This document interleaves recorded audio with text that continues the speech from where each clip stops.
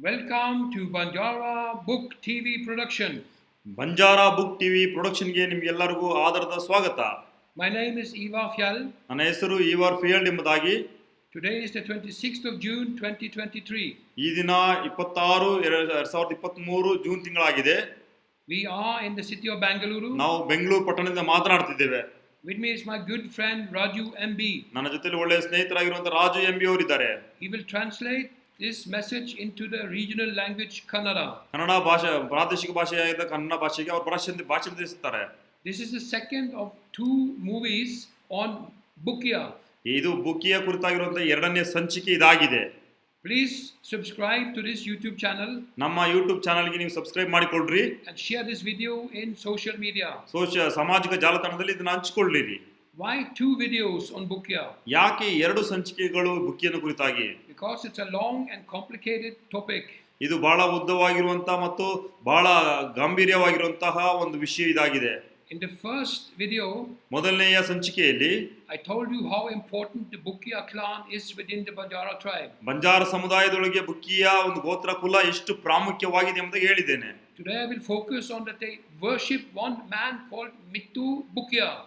ಈ ದಿನ ನಾವು ವಿಷಯವನ್ನು ನಿಮ್ಮ ಮುಂದೆ ಹಂಚಿಕೊಡ್ತಿರೋ ವಿಷಯ ಏನಂದ್ರೆ ಮಿತ್ತು ಬುಕಿ ಎಂಬಂತ ವ್ಯಕ್ತಿಯನ್ನ ಪೂರ್ವಿಕರನ್ನ ಆರಾಧಿಸುವುದು ಕುರಿತಾಗಿ. And how this religious worship ಹೇಗೆ ಇದು ಧಾರ್ಮಿಕ ಆರಾಧನೆಯಾಗಿ ಮಾರ್ಪಟ್ಟಿತು of this man Bukya ಈ ಬುಕಿಯ ಕುರಿತಾಗಿ have helped them to preserve the name Bukya within the clan. So ಅವರ ಗೋತ್ರದಲ್ಲಿ ಅವರ ಸಮುದಾಯದಲ್ಲಿ ಈ ಒಂದು ಹೆಸರನ್ನ ಅವರು ಸಂರಕ್ಷಿಸಲಿಗೆ ಅದು ಸಹಾಯ ಮಾಡ್ತದೆ.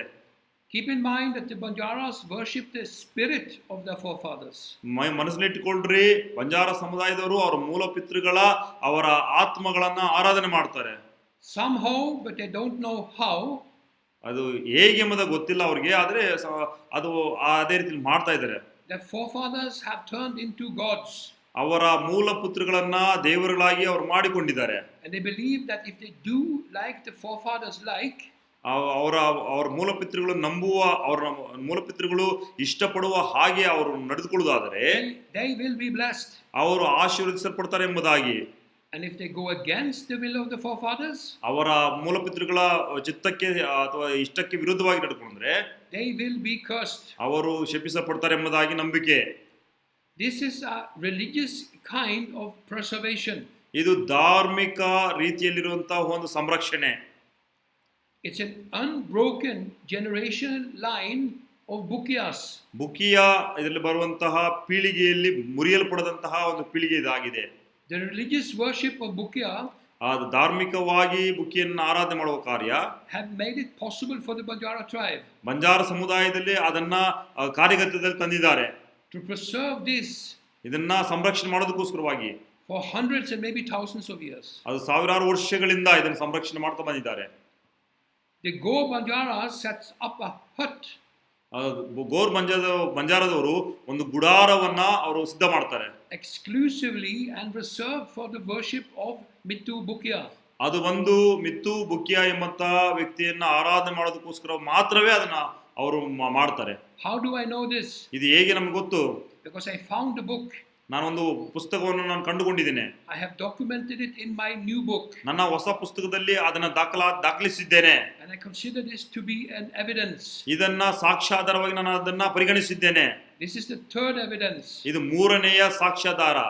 The first evidence was the use of the snake of the serpent of Moses. ಮೊದಲನೇ ಸಾಕ್ಷಿ ಬಂದು ಮೋಶೆಯ ತಾಮ್ರ ಸರ್ಪದ ಕುರಿತಾಗಿ. The second evidence is that they have been treated the same way as Jews. ಎರಡನೆಯ ಸಾಕ್ಷಿ ಬಂದು ಯಹೂದ್ಯರನ್ನ ಹೇಗೆ ಅವ್ರು ಹಿಂಸಿಸಿ ಅವ್ರನ್ನ ನೋಡಿದ್ರು ಅದೇ ರೀತಿಯಲ್ಲಿ ಇವರನ್ನು ಕೂಡ ಹಿಂಸಿಸಿ ಪರಿಗಣಿಸಿದ್ದಾರೆ ಎಂಬುದಾಗಿ. Blood libels have been raised against the Banjaras. ರಕ್ತದ ಮಾನಹಾನಿಯನ್ನ ಬಂಜಾರ ಸಮುದಾಯದ ಮೇಲೆ ವಿನಾಕಾರಣ ಏರಿಸಲಾಯಿತು. The Britishers claimed ಬ್ರಿಟಿಷರು ಈ ರೀತಿಯಲ್ಲಿ ಹೇಳಿದ್ರು that they kidnapped, murdered and sacrificed children. ಅವರು ಈ ರೀತಿಯಲ್ಲಿ ಆಪಾದಿಸ್ತಾ ಇದ್ರು. ಏನಂದ್ರೆ ಮಕ್ಕಳನ್ನ ಅವರು ಅಪಹರಿಸಿ ಅವರನ್ನ ಕೊಂದು ಅವರನ್ನ ಯಜ್ಞ ಮಾಡ್ತಾ ಇದ್ರು ದೇವರುಗಳಿಗೆ ಎಂಬುದಾಗಿ. And used their blood for religious purposes. ಅವರ ಧಾರ್ಮಿಕ ಆಚರಣೆಗೆ ಅದನ್ನ ಅವರ ರಕ್ತವನ್ನು ಉಪಯೋಗಿಸಿದ್ರು ಎಂಬುದಾಗಿ ಆಪಾದಿಸಲಾಗುತ್ತಿತ್ತು. Please take a look at the Mittu Bukya evidences in my book. ನನ್ನ ಪುಸ್ತಕದಲ್ಲಿ ಮಿತ್ತು ಬುಕಿಯ ಕುರಿತಾಗಿರುವಂತಹ ಚಿತ್ರಗಳನ್ನ ನೀವು ನೋಡಬೇಕೆಂದು ಕೇಳಿಕೊಳ್ಳುತ್ತೇನೆ. Here is a photo. ಇಲ್ಲಿ ಚಿತ್ರಗಳಿದೆ ನೋಡ್ರಿ.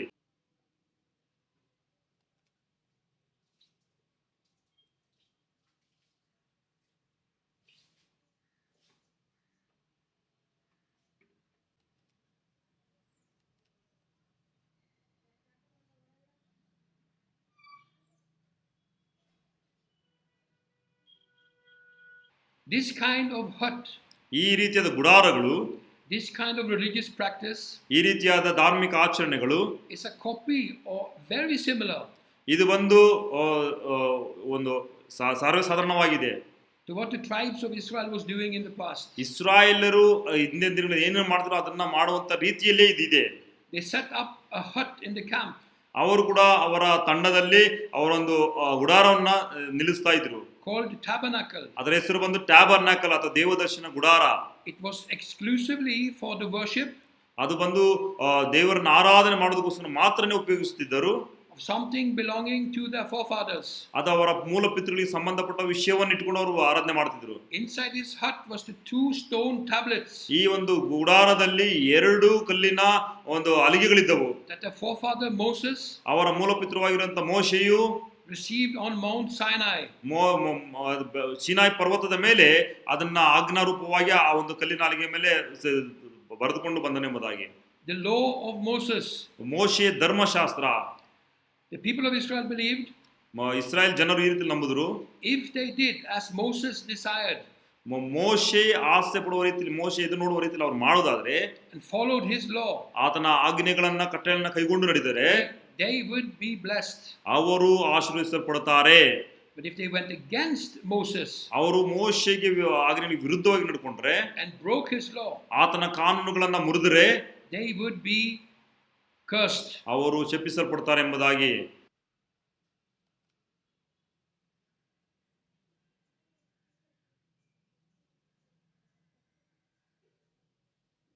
The ಬ್ರಿಟಿಷರು erased and deleted these religious practices.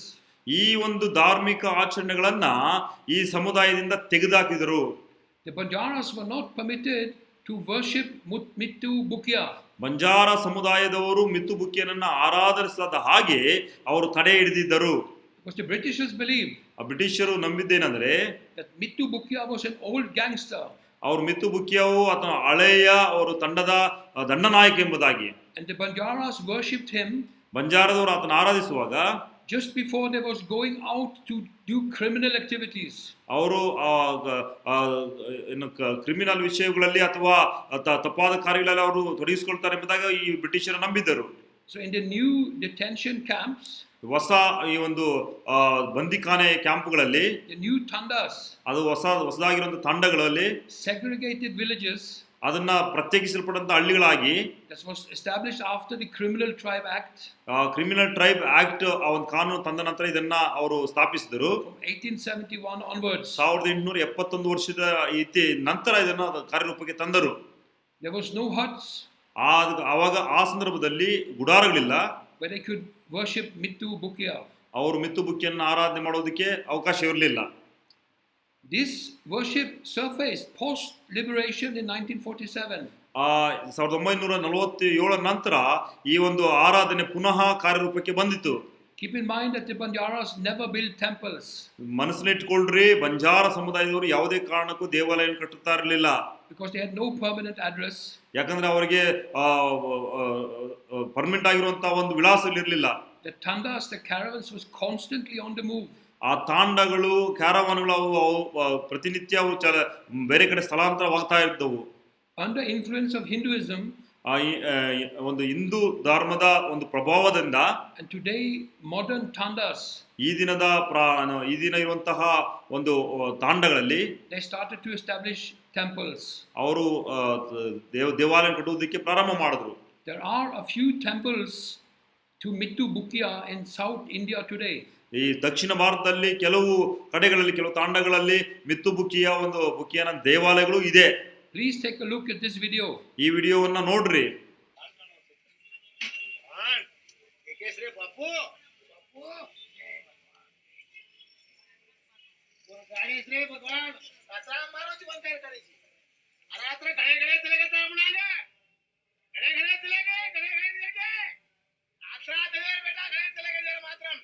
सत्यानाश करे बेटा, पूरे घर में सोए मत दे, पूरे 3-4 गाड़े बेटा ना भाई, बाहर मत निकले, और गोली और बाल बच्चा ना रान मूड रंडी भैंस दे भगवान, यूट्यूब हो क्या, तू गाड़ी रोका लो, दरबारे रोका लो,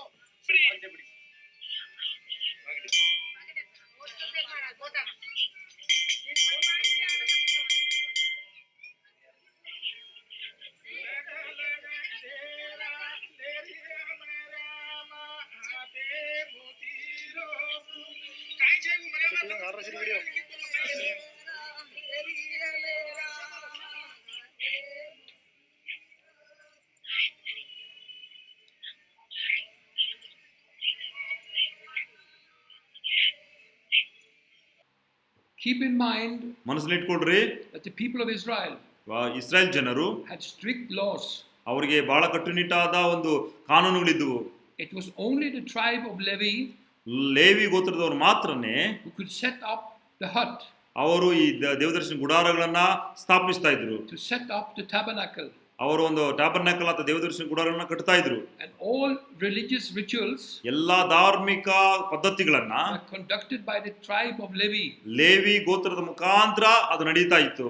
As the Bukia ಆ ಬುಕ್ಕಿಯ ರೀತಿಯಲ್ಲಿ of the Banjaras, ಬಂಜಾರದ ಸಮುದಾಯದಲ್ಲಿ were the priests ಆ ಒಂದು ಯಾಜಕರು, ಪ್ರಧಾನ ಅರ್ಚಕರುಗಳು who conducted their religious practices ಅವರು ಧಾರ್ಮಿಕ ಆಚಾರಗಳನ್ನ ಅವರು ನಡೆಸ್ಕೊಂಡು ಬರ್ತಾ ಇದ್ದಾರೆ inside their hut. ಅವರ ಒಂದು ಧಾರ್ಮಿಕ ಗುಡಾರದಲ್ಲಿ.